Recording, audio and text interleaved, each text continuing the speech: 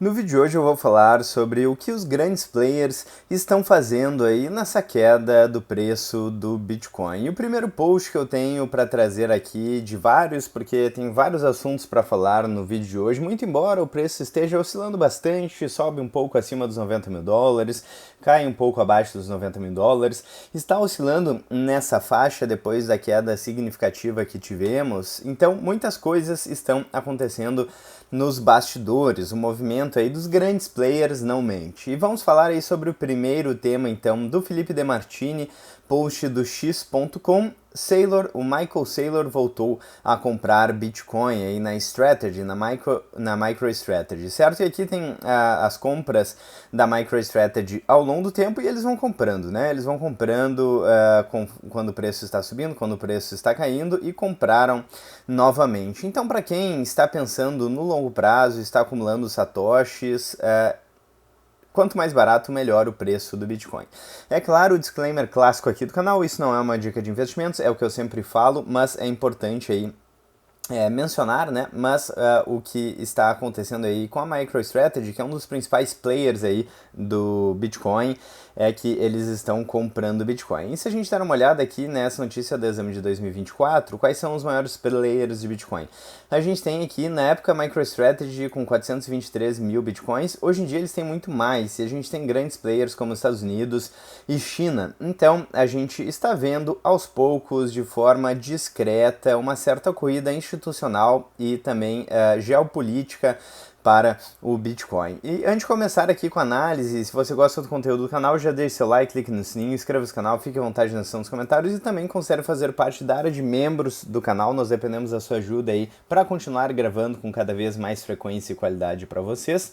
E também vocês de quebra têm acesso a conteúdos exclusivos aqui do canal. Bom, então o preço do Bitcoin em 90 mil dólares. E aqui a gente está vendo uma certa volatilidade ali na faixa dos 90 mil dólares. Muita gente alavancada, quando essas pessoas alavancadas são liquidadas, o preço acaba caindo e eventualmente temos grandes compras aqui, né? Como aconteceu, por exemplo, no dia 7, subiu para 91 mil dólares, depois caiu de novo para os 89 e recentemente no dia 8, então subiu para 92 mil dólares e caiu de novo no mesmo dia para 89.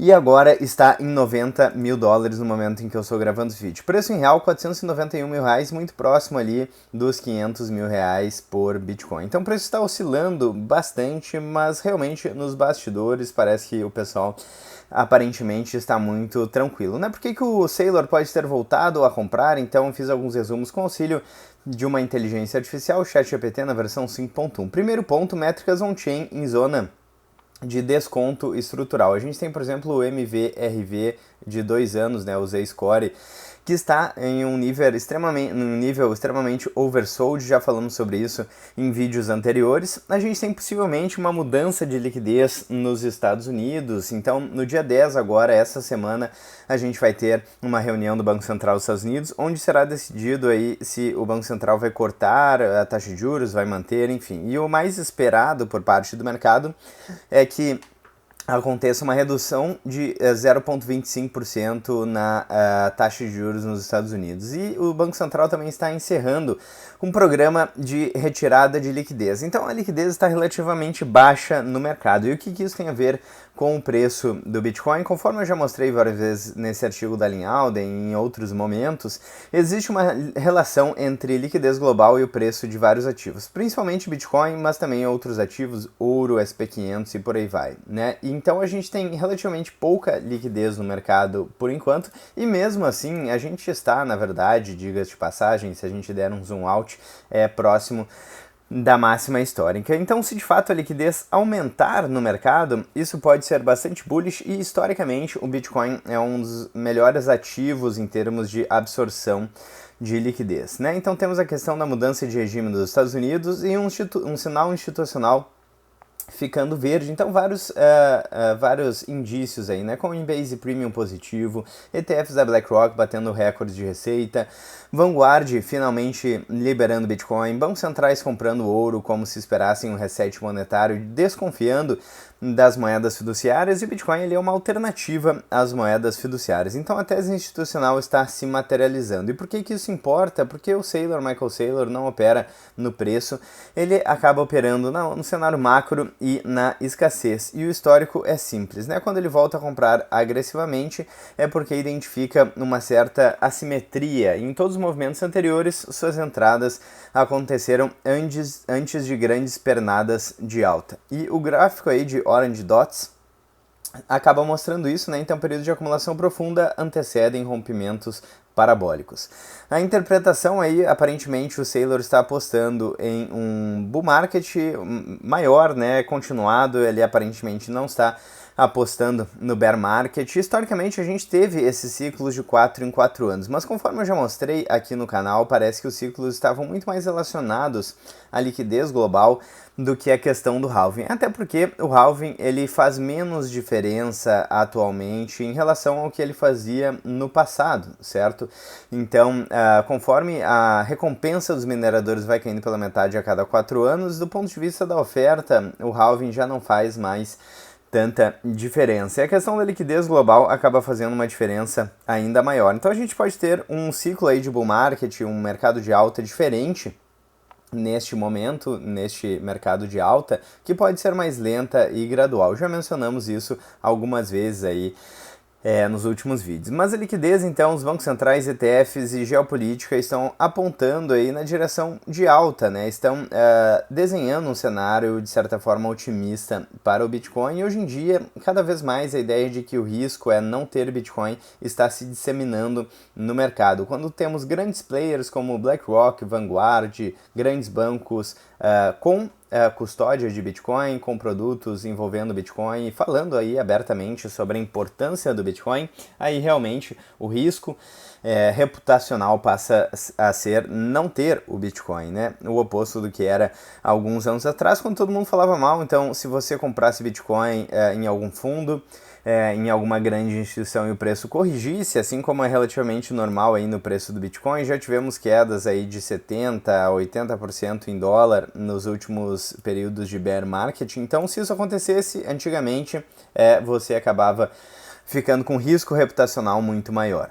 E aqui mais um post do Felipe De Martini, onde ele fala aí sobre, por exemplo, né, a possibilidade do padrão que aconteceu no último bull market se repetir. No caso, a gente teve 2 topos, o segundo um pouco maior do que o primeiro, né? Então ele coloca aí essa possibilidade agora para 2025, né? E nesse cenário a gente teria um bear market mais para frente. Particularmente, eu não acho esse cenário um dos mais prováveis, mas a gente não tem bola de cristal, a gente sempre menciona que isso não é uma dica de investimentos, mas a gente não pode descartar essa hipótese, né? Mas com todo o cenário que vem se desenhando, a não ser que a gente tenha, assim, de fato, uma recessão global, um grande problema econômico que envolva a economia global, eu não entendo esse cenário como sendo o mais provável, né? Aqui uma breve análise: em 2021, 2022, o Bitcoin caiu por 3 fatores que não existem agora.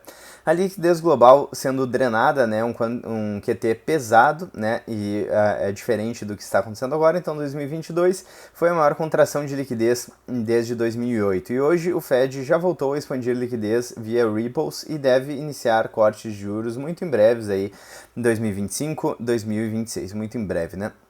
Ou seja, são cenários opostos. Bom, efeitos colaterais de colapso aí das empresas de cripto, né?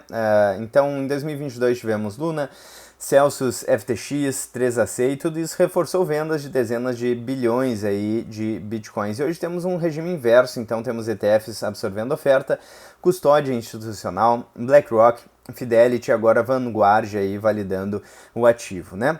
E também em 2022 houve uma capitulação estrutural dos miners. Hoje os miners estão extremamente capitalizados, com um hash rate recorde e menos alavancados, né? Então o gráfico pode parecer igual, mas não necessariamente esse padrão ele vai se repetir, né? O fluxo de capital aparentemente não é parecido. Então, em 2021, ninguém relevante institucionalmente estava falando tão ativamente sobre Bitcoin. Né? BlackRock, que administra trilhões e diz que o ETF de Bitcoin é sua maior fonte de receita, falamos sobre isso recentemente. A Fidelity, aí, que está recomendando oficialmente de 1 a 5% em Bitcoin. Bancos centrais comprando ouro como se o sistema fiduciário estivesse com prazo de validade. Estados Unidos liberando trading spot sob regulamentação federal. Rússia, Bolívia e dezenas de países mudando políticas para incorporar o Bitcoin. E essa é a maior onda de adoção institucional da história aí do Bitcoin. E nenhum topo de 2021 tinha esse plano de fundo, era um cenário bem mais pessimista, né? Então, falando aqui sobre alguns cenários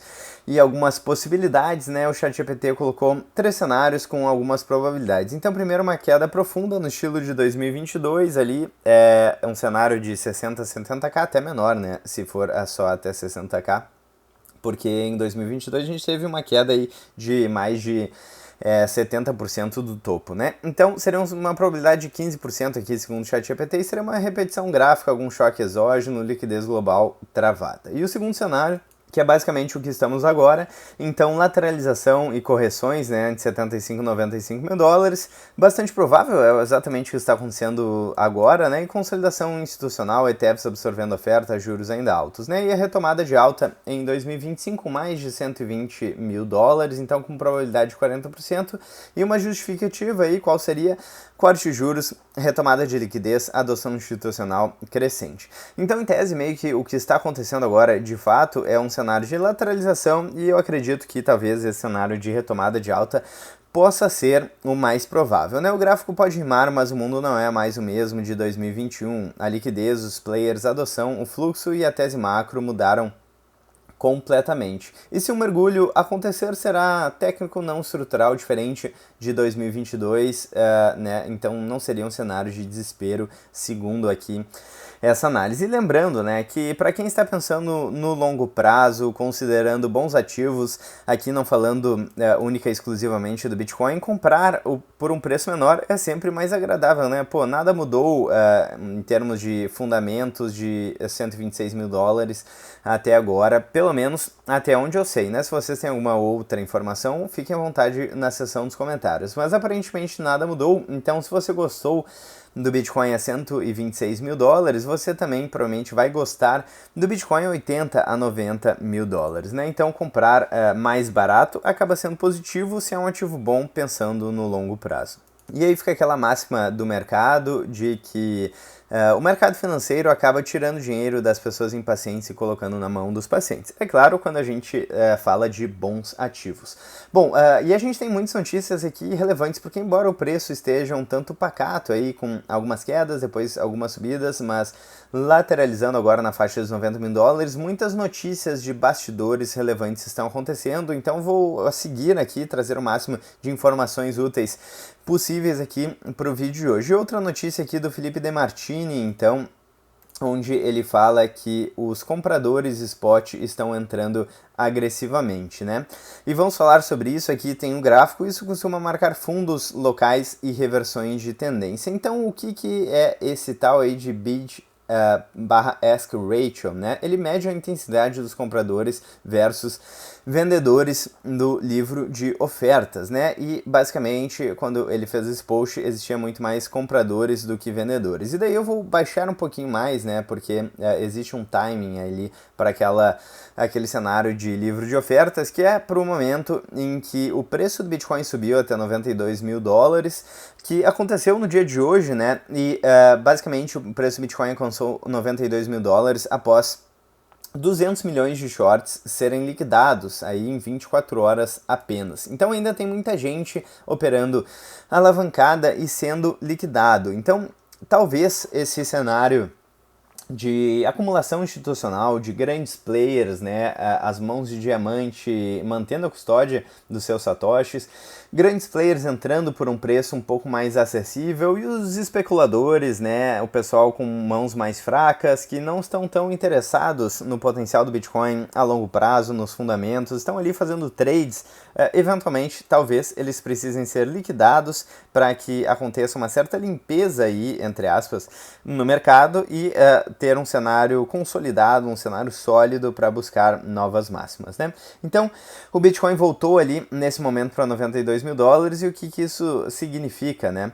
Foram mais de 200, aliás, milhões de shorts liquidados e isso mostra basicamente 3 pontos importantes, né? Primeiro ponto, o mercado estava excessivamente posicionado para baixo, né? Short squeeze igual a vendedores presos, compra forçada. Então, quando esse tipo de movimento acontece perto de zonas de suporte, aí é normalmente um sinal de que a pressão vendedora enfraqueceu, os alavancados foram expulsos e o preço volta para quem compra no spot. Compradores spot finalmente estão reassumindo o controle, né? E aqui fala sobre o bid to ask ratio, né? Que explodiu, maior desde abril. Fluxo de ETFs voltam a ficar positivos, exchange tiveram queda no saldo em Bitcoin, que geralmente significa um encarteiramento aí e uma custódia um pouco mais de longo prazo, e market makers reduzindo então a oferta no livro, né? E shorts sendo liquidados igual a geralmente uma pavimentação para uma nova pernada de alta. Então shorts liquidados, né? Líquidos significam menos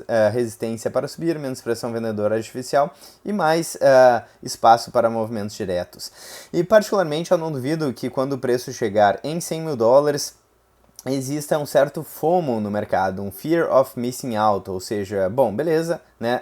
Muitas pessoas estão na dúvida se estamos em um bear market agora ou não, e eu tenho a impressão de que o fator psicológico aí dos $100.000 pode fazer com que a gente veja novos rallies de alta com novas máximas históricas superando aí os $126.000. É um chute pessoal, claro, mas eu acho que existe um certo fundamento nesse suporte psicológico aí dos $100.000, mostrando que talvez realmente a gente não seja em um bear market e que esse ciclo possa ser realmente diferente dos outros, inclusive e principalmente se observarmos aí um aumento de liquidez nos Estados Unidos e no mundo. E seguindo aqui então, mais uma notícia da Argentina dessa vez, então que vai permitir bancos oferecerem Bitcoin a partir de abril de 2026, segundo a CoinDesk, e isso aí denota o fim dos 3 anos da proibição na Argentina. Realmente o cenário da Argentina está sensacional. Antes de falar sobre a notícia especificamente, vamos dar uma olhada aqui no que está acontecendo na Argentina. Então, para vocês terem uma ideia, esse aqui é o ETF da Argentina. Salvo engano, o Milei foi eleito em novembro aí de 2023 e desde então temos mais de 120% de valorização em dólar na Argentina. A Argentina é essa que estava vivendo aí por uma grande crise econômica com várias medidas populistas que já vem acontecendo de anos atrás, né? E desde então a gente vê notícias aí realmente incríveis da Argentina, como por exemplo as aqui do Poder 360, onde é mencionado aqui que mais de 4 milhões de argentinos deixaram a situação de pobreza aí sob o governo do Milei. E essa outra notícia aqui então de julho de 2025 que fala sobre a perspectiva de crescimento da Argentina. A Argentina, que era um país extremamente endividado, com uma inflação crescendo cada vez mais de forma exponencial e que agora deve crescer mais do que o dobro do Brasil no ano de 2025, segundo o FMI. Então, o vizinho aí, o nosso vizinho da América Latina, lidera estimativas entre grandes países aí. Então, é realmente algo histórico o que o Milei está fazendo lá. Basicamente, com a ideia de trazer mais liberdade econômica, facilidade de fazer negócios, o que sempre está atrelado à prosperidade.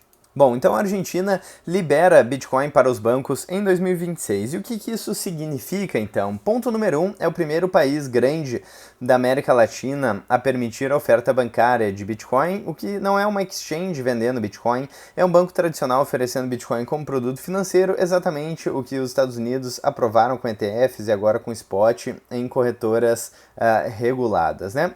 Esse é o primeiro país grande da América Latina, não sei porque aqui no Brasil a gente tem vários bancos que já ofertam Bitcoin. Eu acho que até no Nubank, salvo engano, você pode comprar e vender Bitcoin e mandar ali os seus Bitcoins para outras carteiras, né? Bom, ponto número 2, a Argentina tem um dos piores históricos monetários do planeta, né? Então, recentemente, como eu falei, eles estavam passando por uma inflação gigantesca, mas o Milei está mudando aí esse cenário e está alinhado com a tese do Bitcoin, né? Então, é realmente algo histórico o que está acontecendo, pode gerar um efeito dominó na América Latina e para o preço do Bitcoin é mais um tijolo no muro institucional, certo? Então realmente o movimento dos grandes players aí está mostrando que os grandes investidores, as grandes instituições financeiras não estão com tanto medo assim nessa queda, bem pelo contrário, né? A gente falou recentemente sobre a declaração da BlackRock mencionando sobre o quão lucrativo eram seus ETFs de Bitcoin. Para quem não se lembra, o IBIT, então, que é o ETF de Bitcoin da BlackRock, a BlackRock é uma das maiores gestoras de investimento do mundo, foi o mais rápido da história a acumular 70 bilhões de dólares, 5 vezes mais rápido do que o antigo recorde. Então, não apenas é um recorde, mas é um recorde que supera em várias vezes aí o segundo lugar. Então é realmente um cenário muito interessante, preço do Bitcoin ali lateralizando em 90 mil dólares. No anual aí estamos com uma queda de 3,6%, o ano está acabando agora, estamos em dezembro e geralmente a gente tinha aquele padrão de 3 anos positivos para um ano negativo. Isso aqui pode quebrar esse padrão. Por isso que é importante aí ter uma certa humildade e não achar que você, né, descobriu todos os padrões do Bitcoin, vai saber exatamente o que vai acontecer, porque os padrões eles são repetidos até o momento em que eles são quebrados. Vamos para fechar aqui dar uma olhada nos principais indicadores. Então temos Fear and Greed Index, indicador de medo e ganância do mercado em 25 aqui. No momento em que eu estou gravando esse vídeo, novamente, né, o que isso significa? Geralmente, quando o Fear and Greed Index está baixo, isso denota boas compras. Quando ele chegou em 10, eu disse que dificilmente ele ficaria em 10 por muito tempo. Dito e feito, o preço do Bitcoin subiu e o indicador também, certo? Então fiquem atentos a esta questão também. Vamos dar uma olhada aqui no Myer Multiple do Bitcoin, que estava em 0,82 e agora está em 0,83, nada muito diferente, e MVRV Ratio em 1.6. Então, realmente é o que a gente estava falando no início, né? Quando a gente olha para indicadores, para alguns fatores aí do preço do Bitcoin, cenário macro, possibilidade de liquidez no mercado, a gente vê aí os fundamentos muito positivos, o que podem nos levar a crer que o bull market de verdade nem sequer começou. Lembrando que no longo prazo aí a tese é basicamente a seguinte, né? As moedas fiduciárias estão colapsando, algumas mais lentamente, outras mais rapidamente, né? E a gente tem uma dívida crescendo em todo o mundo. Nos Estados Unidos ela já passa de 38 trilhões de dólares. Então os ativos escassos estão se beneficiando nesse processo. Temos o ouro aí se valorizando, a prata se valorizando, a gente tem ações aí, como por exemplo o SP500, a Bolsa dos Estados Unidos, foi uma das que mais cresceu aí no mundo nos últimos anos, desde o início aí das políticas de quantitative easing, pós-crise do subprime nos Estados Unidos. Então a gente vê essa subida quase que parabólica aí em ativos escassos. Bitcoin também, quando a gente dá o zoom out, não é diferente.